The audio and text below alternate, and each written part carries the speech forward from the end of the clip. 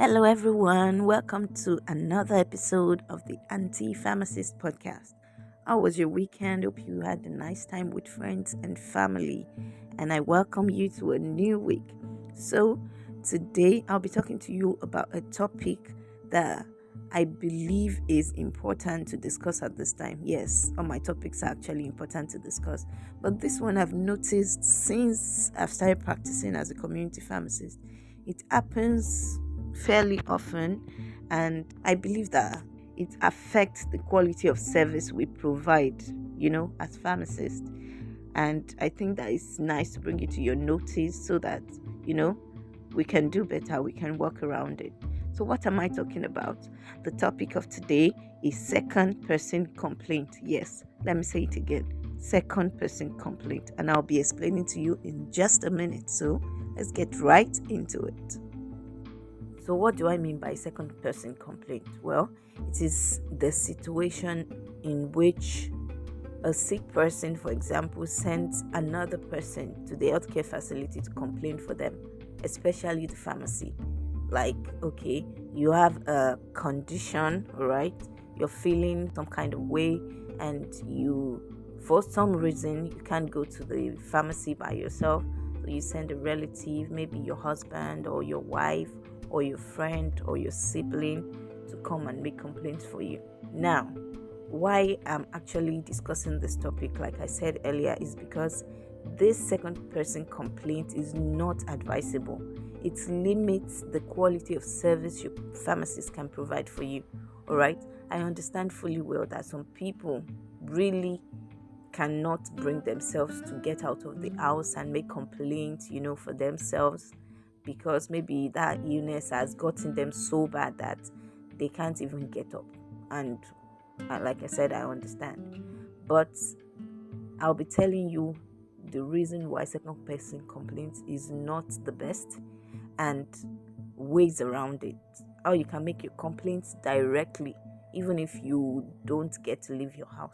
But come to think of it, going to the hospital, for example, no matter how bad you feel, no matter how tired and unable to get up you feel, you still manage to go to the hospital. I think that you should extend the same courtesy to the pharmacy, because, well, even though we will not run any tests or we may refer you to laboratories, we still would like to hear from you. This brings me to the disadvantages of second person complaints. Number one is that since you're not the one feeling the symptoms, you might not be in the best position to explain it to the healthcare provider, your pharmacist in this case. When some questions are asked, you may not be able to give the right answer. There are some questions we ask that guide us on how to go further with the management of your condition. But since you are not the one, you may not be able to answer these questions correctly, and this may impact the quality of service. Now, we give medications and you go home, give to this person, and you complain that they are not working because, well, you did not provide the right information in the first place. Apart from that, another point is that we give you instructions on how to use these medications, but how are we sure that you pass the right information across to the person in question? It's a different thing to give instruction. It's another thing for you to pass the same exact instruction to this person. When words travel between people, there's a difference between the original and the final one when it gets to the last person. So it's the same in this case. I know that we write these instructions down most times, maybe on the package of the drug or on the dispensing envelope, for example. But there are some other supplementary information that accompanies this drug. For example, what not to eat with it, what not to take with it, that we may not be able to write on the label. Another thing is that you may even lose these labels, especially the dispensing envelope, before you get to this person. So, we can't be sure that you pass the exact information we have given to you to the sick person.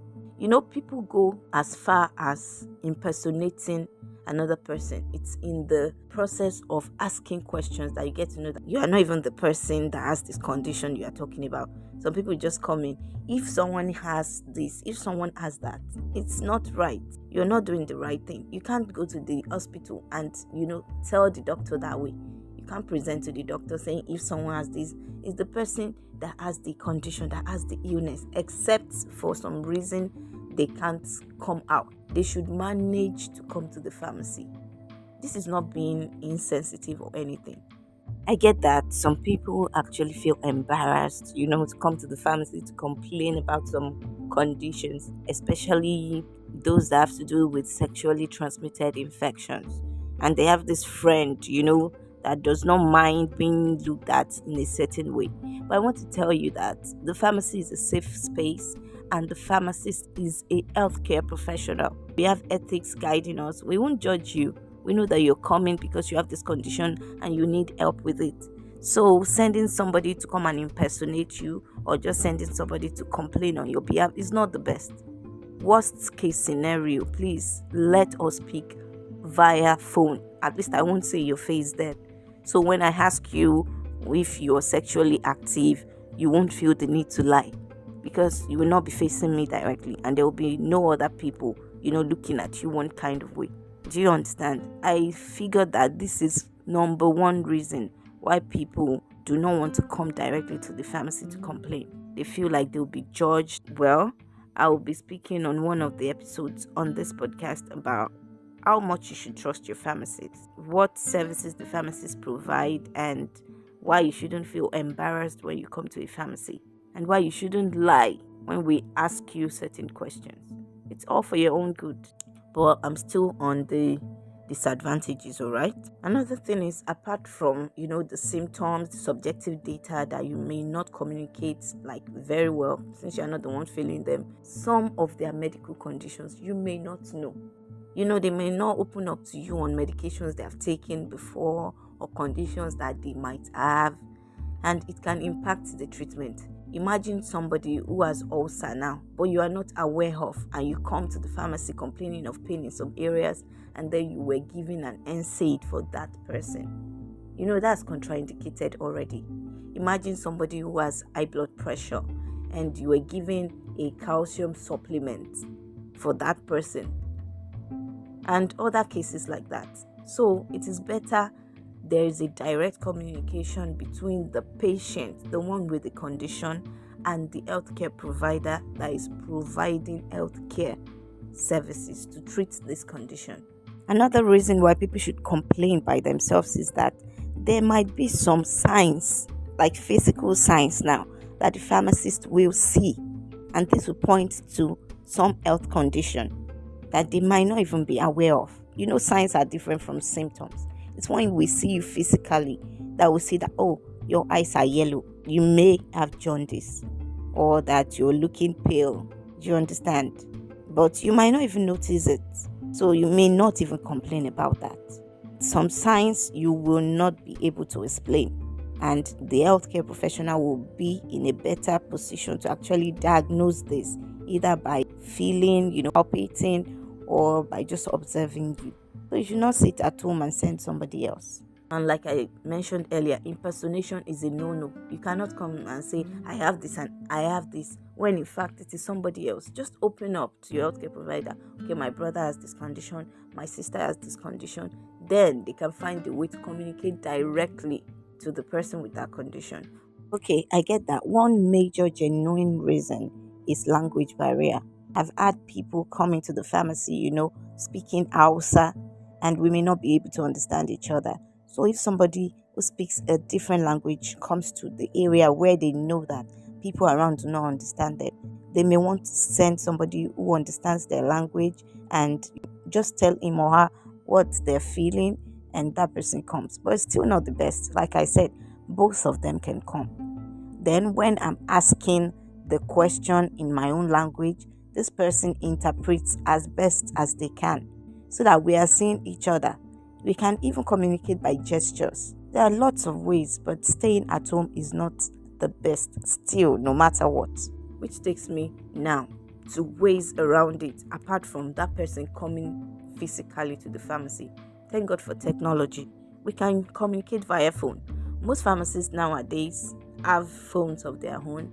Even if you don't have your phone with you or you don't have a card on your phone, the pharmacist can use their line to communicate with this person. All you have to do is know their number, and the pharmacist will talk directly to this person. All right. Of course, I know there are exceptions, like mothers now, they come a lot to make complaints for their children, but that's a different case. Most of these children can't even express themselves. It's the mothers that can talk more about how they're feeling, because they're always with them almost 24/7, and whatever happens to the child, the mother is who will understand better. That way, that is excusable. Sometimes we even talk to the children if they are of age and can communicate, at least in the barest minimum way. Then we are able to get information from them. So if you don't come to the pharmacy with your phone, so that the pharmacist can talk directly with this person, then they can use the pharmacy official line to call this person. They can chat on WhatsApp. So what I'm saying is that it helps to hear directly from the horse's mouth, so to speak. I get that some people may actually not be able to talk due to their illnesses, but they can write things down, right? You can get them to write how they are feeling. That will better communicate. I've attended to people that can not even talk, that were born, not able to talk. They write things down and we communicate that way. I've spoken to people on phone, and this has helped me to get subjective information right and in recommending appropriate drugs to these patients. These people can even send a voice note. Do you know that? Send a voice note and get to the pharmacy and play it. Do you get? Most pharmacies have improved their online presence now, all in a bid to make life easier for patients. If they are not too weak to walk, you can come along with them, to support them. There are usually seats in the pharmacy, at least from what I know, where they can sit. If they are too weak to stand, then they'll communicate. But like I said, there are other means, even if they cannot show up. But please don't come to the pharmacy trying to pretend like you are the one who has the condition or making complaints on people's behalf. A lot of people just come in, and my sister has stomachache. Please, what can you recommend? Now I start asking you, does your sister have ulcer? Is she on a period? How old is she? It makes the whole thing long. And in a busy pharmacy, there is no time to be perambulating.